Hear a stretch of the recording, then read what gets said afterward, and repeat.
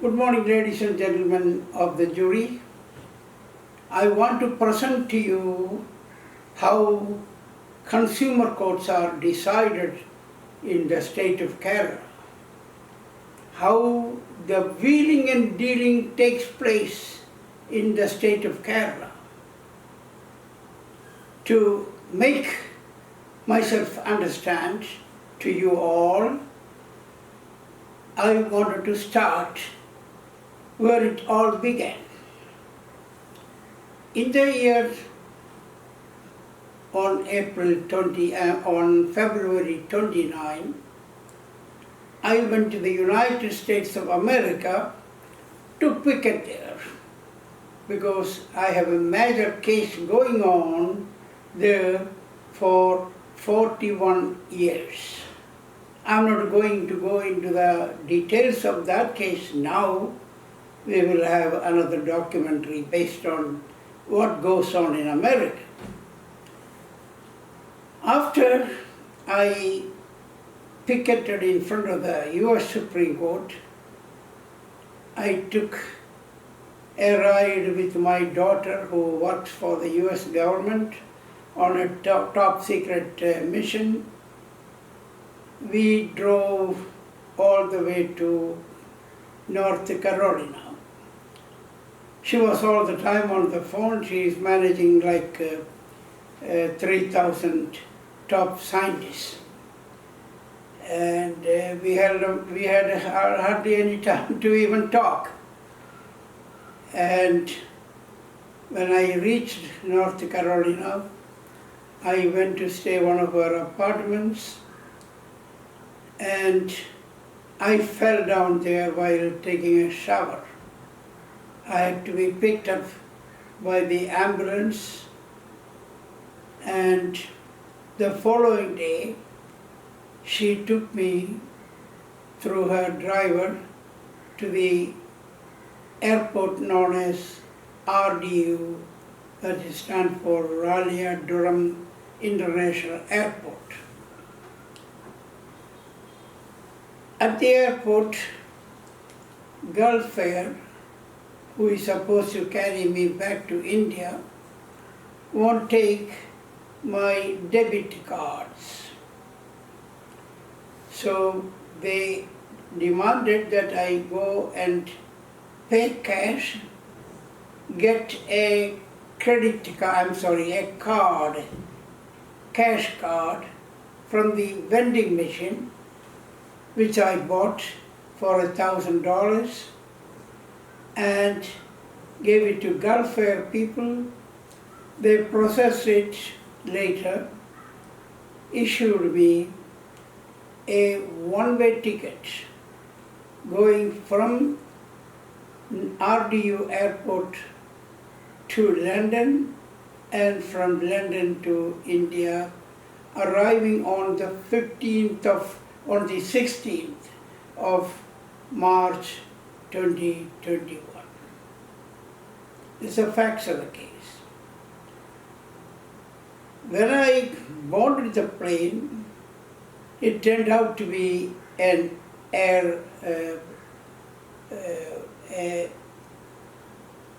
American airline. I'm sorry, it's an American airline, not a Gulf Air. And I was surprised. I was on a wheelchair. I had my carry-on luggage with me, my camera and my laptop and my stick, and my 2 pieces of luggage were also booked, which was supposed to be picked up at Thiruvananthapuram airport that's how that happened. Now when I reached the London airport, they unloaded my accompanying luggage, left it on the street somewhere, unguarded, and when I went to the customs, they said, "You can't fly." I said, "Why?" So they told me, due to Corona, flights are not leaving for India.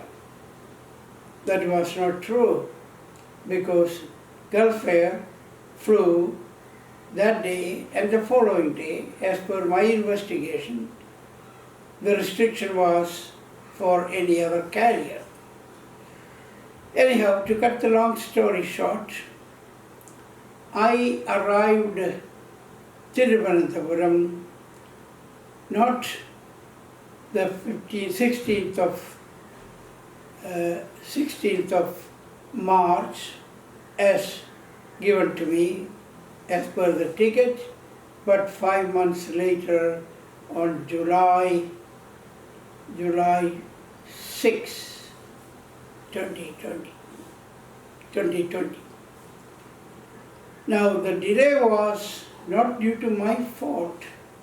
It was the carelessness on the part of the Gulf Air in issuing me a ticket. Whether they knew there was a corona the same day, I do not know. They have the burden to prove that there was a corona, yet they issued a ticket. They tried to trick me. I had incurred 12 lakhs plus amount as per my complaint. I had also sought 30 lakhs for mental deprivation of my spousal affection, love and companion, and my wife, who is left alone here in Kerala in a house all by herself, fearing for her life. She also suffered the same thing, so we claimed 10 lakhs for her for deprivation of spousal affection, love and other things, other tort claims. I thought Gulf Air will resolve the matter. I first asked my High Court counsel, Ratish Khannan, to serve a notice upon Gulf Air. The notice was sent to their last known address somewhere in Thiruvananthapuram, and that notice came back unacknowledged. Then we came to know Gulf Air is back to business. I called them, they said yes, they are open to business. So I notified my counsel Kannan, who served them a second notice. This notice was acknowledged and signed by none other than Gulf Air's managing director, not the word, no name, managing director. You will see a copy of the acknowledgement due, dated 21/9/2020. Gulf Air never bothered to respond. After waiting nearly 3 months, I submitted a consumer complaint with the Consumer District Commission CDRC at Thiruvananthapuram. This case was assigned to P.V. Jayarajan, who is then and even now as we speak, the president of the commission. They entered the case number. It was served on Gulf Air as per the docket sheet. Several proceedings took place. It means the court was open to the public. And one of the reasons articulated by P.V. Jayarajan was because of the corona and the courts were closed, they couldn't file an answer or a responsive pleading as required under the amended Consumer Protection Act of 2019, the evidence, the docket sheet clearly contradicted what he was saying. There were proceedings going on, you can see from the list. So this guy, P.V. Jayarajan, contrived a secret plan with the counsel for Gulf Air, an advocate by the name A. Abdul Kharim. I don't have his picture. This is the secret deal, dealing and wheeling by the president of the Consumer Forum. Now, I have as many as 6 other cases pending against various other entities. 2 of them were against the manager of the ICICI Bank, which was commenced in the year 2004. That case is still going on. I don't want to go into that. Then other cases one against Madiraju, David versus Madiraju, case number so-and-so, and another case against Norton Software Company, who is also a software company doing a lot of other secret things, which I don't want to go into. Now, the P.V. Jayarajan lied. He issued an order on August 4, 2021, stating, due to Corona, the courts were closed. The docket sheet shows there were so many proceedings going on.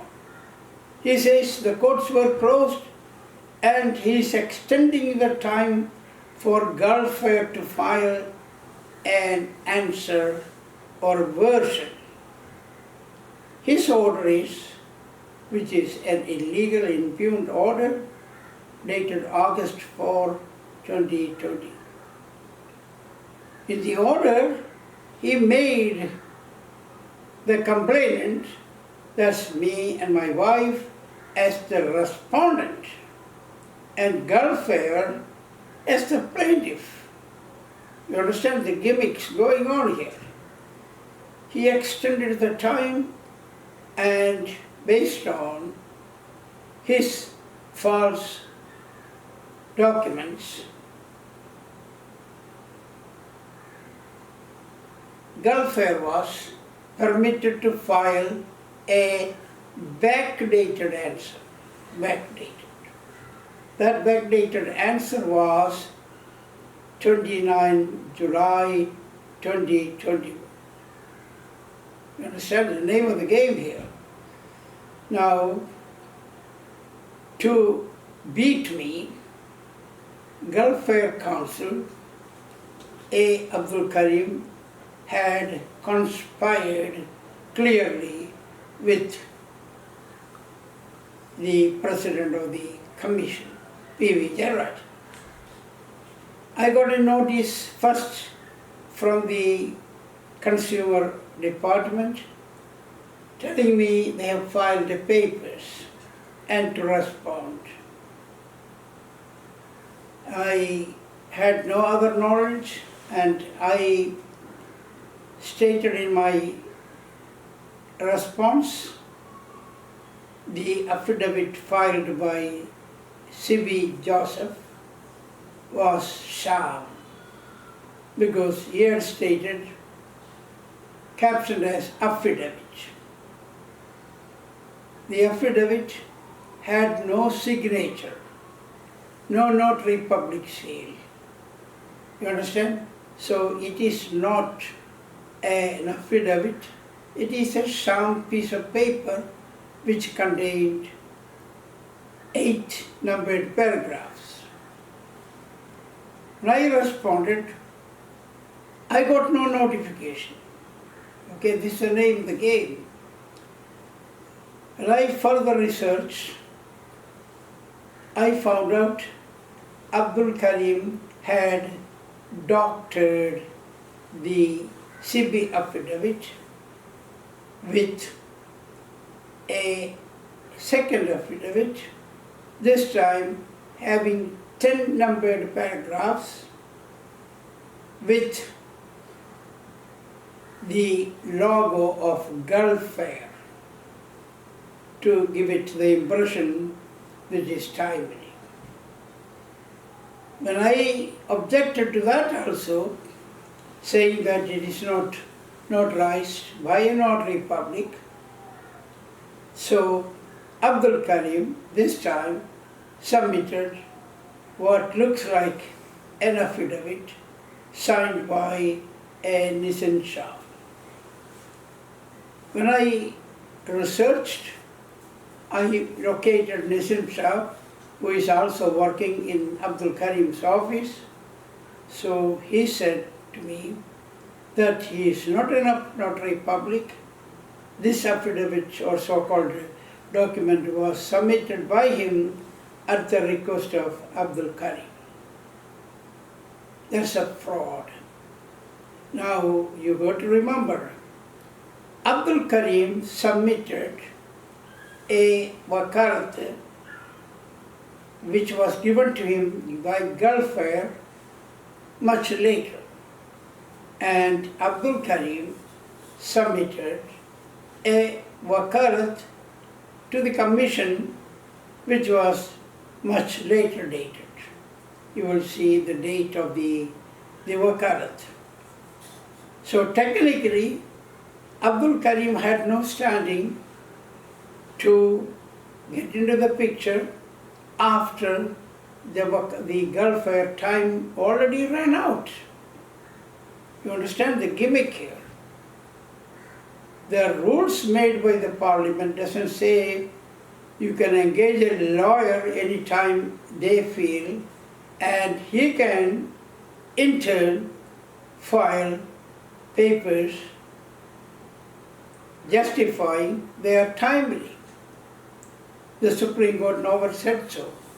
The Supreme Court stated in its authoritative orders, commands in New India Assurance Company versus Hilly Branch, written by Justice Sarin, these rules are mandatory, not discretionary. So what P.V. Jayarajan is trying to do is challenging the Parliament of India, the Supreme Court in its 5-justice decision, even the State Commission. He is making his own rules. You understand, folks? This is the way the game is played.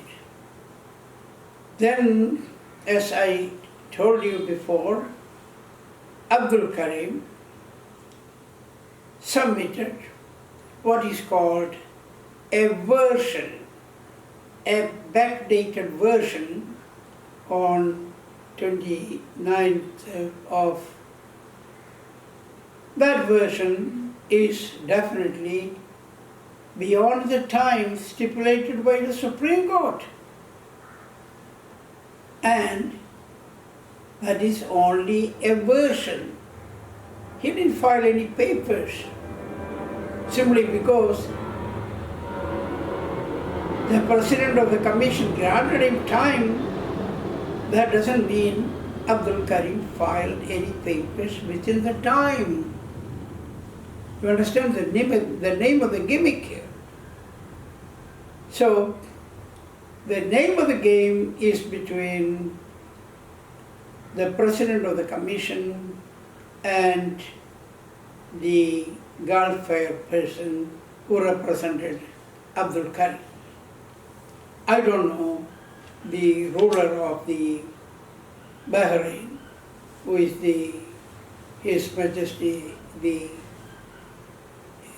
Khalifa, knew about the tactics going on here. I am sure the Khalifa is a just person, a just king. He knew what his father did to a critic of the kingdom, Jamal Khashoggi. Jamal Khashoggi was a critic of the kingdom. They lured him to the Turkish embassy and they never found him. That had created a major international arguments and commotion around the world. Jamal Khashoggi was murdered, slaughtered. And when I read more than 200 pages of the articles, how the American CIA found Jamal Khashoggi entering through the front door of the embassy and going out, somebody wearing the garb of the same guy with a different shoe. That was not Khashoggi's shoe. So I'm not going into the details how that prior incident happened. I'm telling the present ruler of the Baharin kingdom, which is under the control and command of the Khalifa, His Majesty, to look into the facts here, resolve the matter, rather than allowing the kangaroo court proceedings in Kerala to continue. I went to the media the same day. I was attacked in the open court by gundas of the political party. The courts are supposed to be a place where you can speak. It's not a place for gundas to come in and attack an 83-year-old senior citizen because I'm telling the president of the commission he has no right. My research showed P.V. Jayarajan had a fake LLB certificate. You can see the copy of the fake certificate which has no registration number, which had no details, issued by which university, nothing. I wrote to the Bombay University where he allegedly graduated. They sent me a letter first saying that they are looking into the matter and I should do certain things. Then I get another letter, second letter from another guy saying that I am not entitled or eligible for under the Freedom of Information or the Right to Information Act to get this. So why are they covering up? In addition, my research showed P.V. Jayarajan had only 2 years of experience as a state of Kerala prosecutor from the district of Kasaragod. According to the Supreme Court rule 4, an intended applicant for the position of the president should have 10 years of judicial experience, which he doesn't have. The Public Information Officer of the High Court of Kerala confirmed that he doesn't have the experience at all. This was also confirmed by the state of Kerala in Malayalam, saying that he doesn't appear to have the judicial experience. So, how a person who doesn't have the experience, the knowledge, the judicial experience as mandated by the Supreme Court can continue to rule, continue to decide the cases. These are matters that should have been resolved. Now, P.V. Jayarajan, when he was referred to the authorities. He made some unfounded allegations against me, which I don't know. I demanded they provide me a copy, they refused, saying that I have to apply for it. And they submitted that affidavit or whatever he submitted to the State Commission. And the State Commission also, without telling me what it was, issued a direction to the Kollam District Office to take over my case. You understand the name of the game going on here. I kept the Kerala High Court informed and also the central government. I got no response, although I argued the case before the High Court of Kerala without having a case number. You have to understand, I insisted I be heard because to put a case number it takes only 30 seconds. And they don't know what's the reason why my case can't have a case number or CIN number. We had 3 arguments, 3 hearings before V.G. Arun of the Kerala High Court, and he, as usual, as expected, kept my case the last so that nobody will hear my arguments. See the game, the name of the game going on. So we had December 6 and 7 and January 6, if I recall correctly, before Arun V.G., the Justice of the High Court of Kerala, and I told Your Honor, you are prejudiced.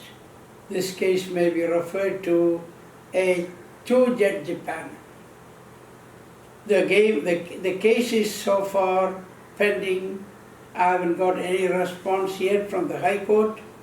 I am giving an opportunity, a golden opportunity for the Khalifa, His Honor, His Majesty, to understand the gimmick going on here in Kerala. So I will respectfully ask that this may be investigated and I be given an opportunity to present my arguments if he needs. Otherwise, I am going to publish this very shortly. Thank you.